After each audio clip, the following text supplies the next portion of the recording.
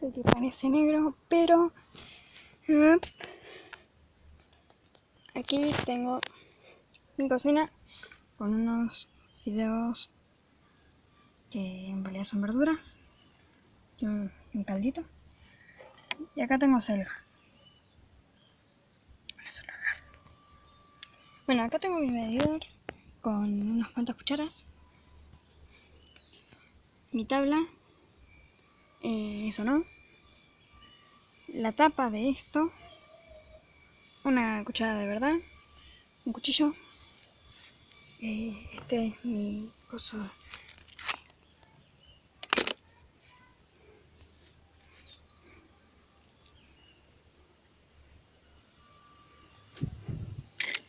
Mira, esta es una técnica especial, casi me caigo,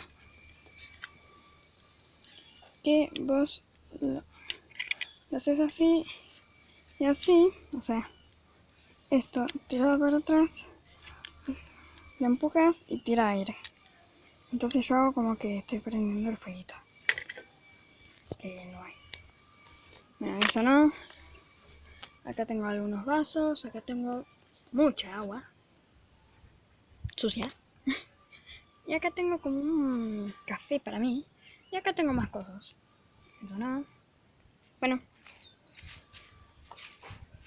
Adiós.